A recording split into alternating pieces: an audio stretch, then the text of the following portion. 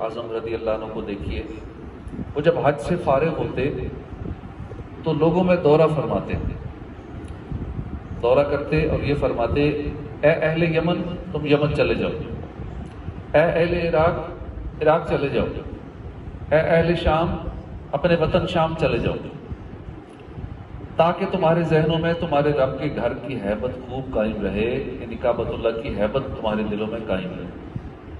یہ نقل کرنے کے بعد اعلیٰ حضرت فرماتے ہیں، میں کہتا ہوں کہ یہ اس دور کی بات ہے کہ جب صحابہ اور پھر تابعین کا دور تھا، نیکیوں والا دور تھا، لوگ نیک ہوتے تھے، باادب ہوتے تھے، احترام کرنے والے تھے۔ اس دور کا حال کیا ہوگا؟ یہ فاروق اعظم اس دور کا فرما رہے ہیں کہ جب صحابہ بھی موجود تھے، تابعین بھی موجود تھے، تو اس وقت یہ فرمانا کہ جلدی تم اپنے ملکوں میں چلے جاؤ، ایک تو یہ چانس ہے کہ گناہ کرنے کا، گناہ کرے گے تو 1,00,000 گناہ کے برابر مکے میں، اور بالفرض اگر گناہوں سے بچ بھی گئے تو دلوں سے ہیبت جو کعبہ شریف کا ادب احترام ہے کہیں وہ کم نہ ہو جائے گی۔ یہاں رہ کے ہم کتنا کعبہ شریف کا ادب کرتے ہیں، کعبے کی طرف پاؤں نہیں کرتے، کعبے کی طرف منہ کر کے تھوکتے نہیں ہیں، کعبے کی طرف پیٹ کرنے سے بچتے ہیں۔ ایک ہیبت ہے، ایک ادب ہے۔ پھر اسی طرح پہلی بار جب کعبے پہ نظر پڑتی ہے، جو مکے جاتے ہیں، اللہ پاک سب کی حاضری نصیب فرمائے، تو ایک عجیب دل میں کیفیت ہوتی ہے۔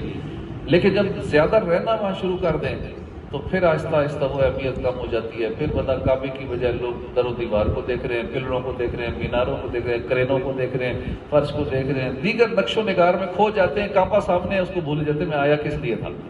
وہاں رہ کے تو نظر کعبے پہ ہی ہونی چاہیے۔ وہاں کی سب سے بڑی عبادت طواف کرنا ہے، جو دنیا میں کہیں اور ہو ہی نہیں سکتی، لیکن وہاں رہ کے بھی لوگ طواف کی بجائے بیٹھ کے گپ شپ لگا رہے ہوتے ہیں، مطاف میں بیٹھے ہوتے ہیں، دیگر جگہوں میں بیٹھے ہیں۔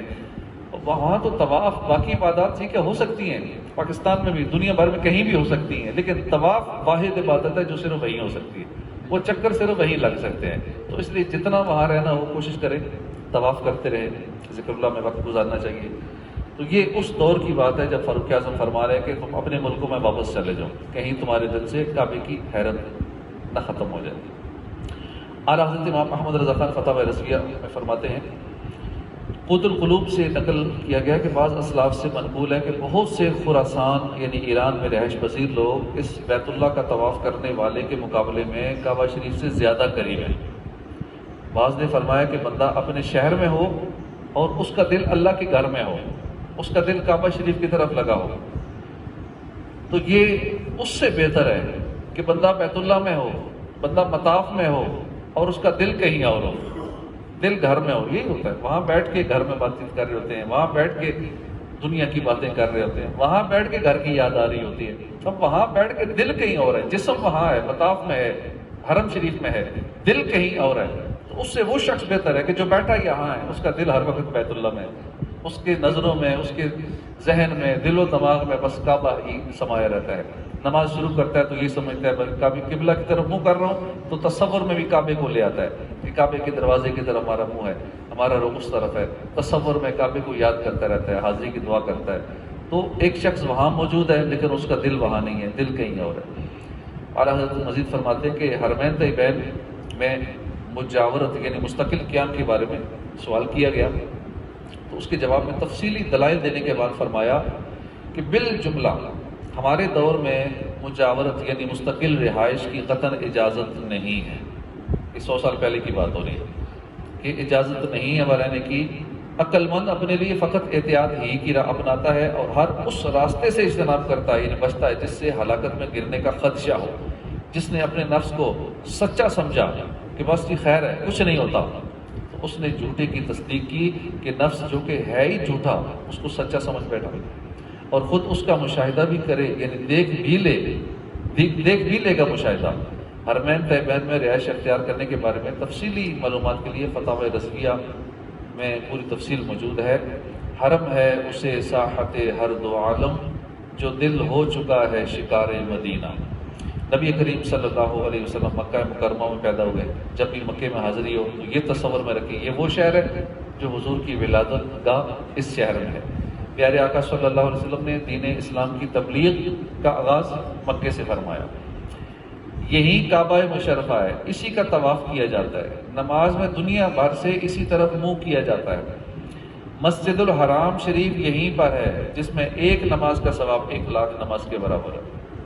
آب زمزم کا کنواں ہے، حجر اسود ہے، مقام ابراہیم، صفا مروہ یہی ہیں۔ میقات کے باہر سے آنے والے بغیر احرام کے مکے میں داخل نہیں ہو سکتے۔ دنیا بھر سے مسلمان حج کی سعادت پانے کے لیے یہیں حاضر ہوتے ہیں۔ جو اس شہر مقدس میں داخل ہو جائے وہ امن والا ہوگا۔ دن کا کچھ وقت یہاں کی گرمی پر صبر کر لینے والے کو جہنم کی آگ سے دور کیا جاتا ہے۔ یہاں غار حرا ہے جہاں حضور پر پہلی وحی نازل ہوئی۔ یہاں پر ہر موسم کے پھل ملتے ہیں۔ معراج النبی اور چاند کے 2 ٹکڑے ہونے کے معجزات اس شہر میں ظاہر ہوئے۔ دنیا کا سب سے پہلا پہاڑ جبل ابی قبیس وہ بھی مکے میں ہے۔ پیارے آقا نے اپنی حیات ظاہری کے 53 سال اسی مکے میں گزارے۔ سیدنا امام مہدی کا ظہور مکہ مکرمہ میں ہوگا۔ میں مکے میں جا کر کروں گا طواف اور نصیب آب زمزم مجھے ہوگا پینا انشاءاللہ۔ مکہ مکرمہ کی سب سے عظیم زیارت گاہ کعبہ مشرفہ ہے۔ ہر مسلمان اس کے دیدار اور طواف کے لیے بے قرار رہتا ہے۔ کعبۃ اللہ کے بارے میں بعض دلچسپ معلومات ہمیں پتہ ہونی چاہیے۔ قرآن کریم میں کئی مقامات پر کعبے کا ذکر خیر آیا ہے۔ ایک جگہ فرمایا وَإِذْ جَعَلْنَا الْبَيْتَ مَثَابَةً لِلنَّاسِ وَأَمْنًا، اور یاد کرو جب ہم نے اس گھر کو لوگوں کے لیے مرجع اور امان بنایا۔ اس آیت کریمہ کے تحت حضرت علامہ سید محمد نعیم الدین مراد آبادی خزائن العرفان میں لکھتے ہیں کہ بیت سے کعبہ شریف مراد ہے اور اس میں تمام حرم شریف داخل ہے۔ امن بنانے سے مراد یہ ہے کہ حرم کعبہ میں قتل و غارت حرام ہے، یا یہ کہ وہاں شکار تک کو امن ہے، یہاں تک کہ حرم شریف میں شیر بھیڑیے بھی شکار کا پیچھا نہیں کرتے، چھوڑ کر لوٹ جاتے ہیں، یعنی جانور بھی مکے کے رولز کا احترام کرتے ہیں۔ ایک قول یہ ہے کہ مومن اس میں داخل ہو کر عذاب سے محفوظ ہو جاتا ہے۔ حرم کو اس لیے حرم کہا جاتا ہے کہ اس میں قتل شکار حرام اور ممنوع ہے۔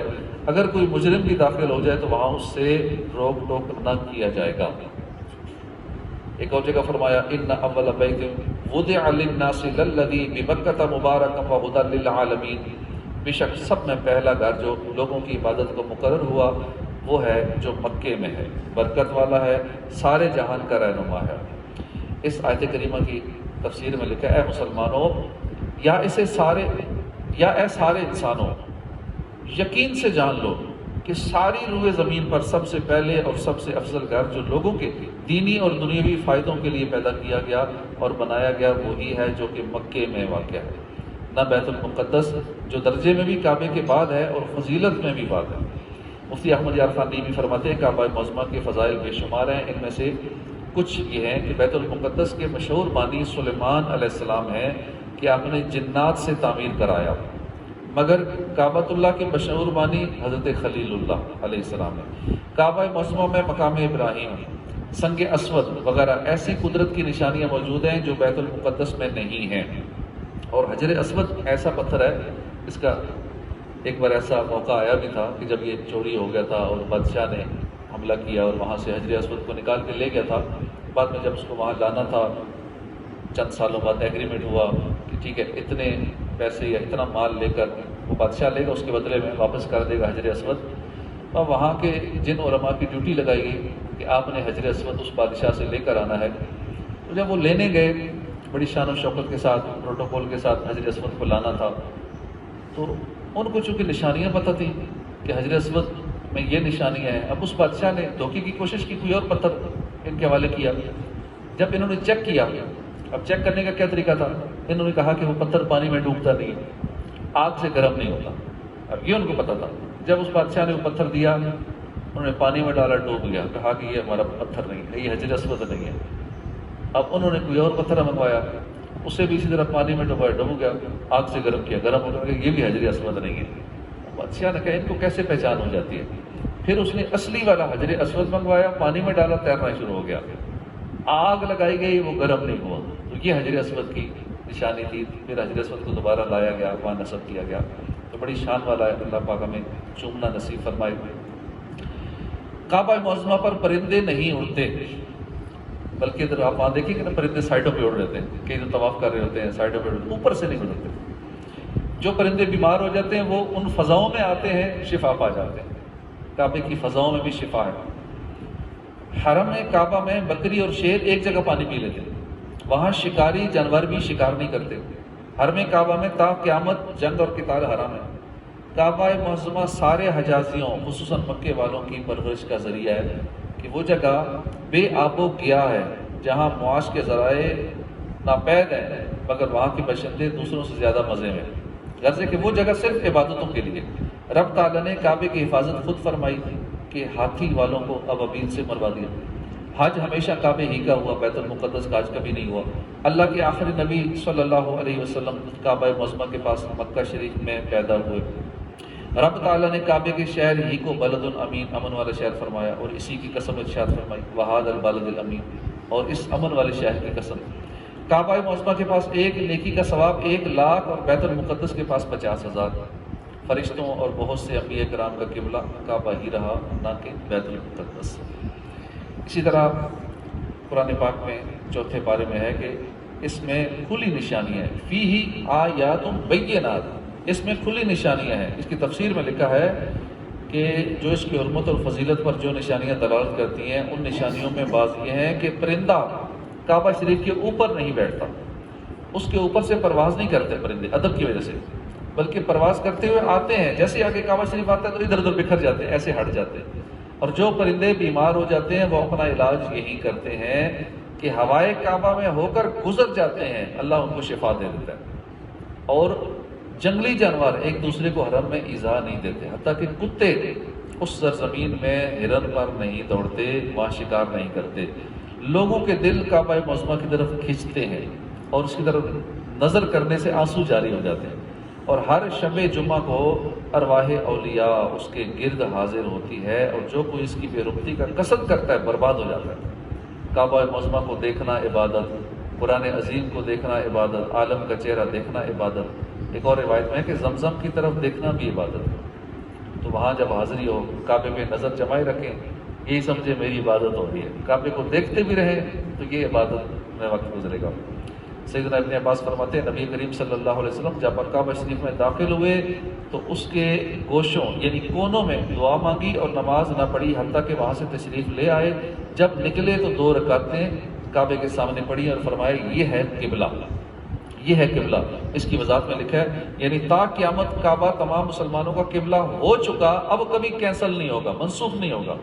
اس میں باریک اشارہ اس طرف بھی ہو رہا ہے کہ کعبے کا ہر حصہ قبلہ ہے، سارا کعبہ نمازی کے سامنے ہونا ضروری نہیں ہے، کعبے کا کوئی حصہ بھی سامنے ہو تو نماز ہو جاتی ہے۔ اس طرح باہری شریعت میں یہ مسئلہ لکھا ہے کہ کعبہ معظمہ کے اندر نماز پڑھی، اب منہ کدھر کریں، جس رخ پر چاہے نماز پڑھے۔ کعبے کی چھت پر بھی نماز ہو جائے گی مگر اس کی چھت پر چڑھنا منع ہے۔ یہ کعبے کے حوالے سے ہم نے کچھ باتیں سنی، اور بھی بہت ساری دلچسپ باتیں ہیں مکے کے حوالے سے، کعبہ شریف کے حوالے سے۔ اللہ پاک ہمیں بار بار مکے مدینے کی حاضری نصیب فرمائے، خانہ کعبہ کا طواف نصیب فرمائے، آمین بجاہ نبی الامین صلی اللہ علیہ وسلم۔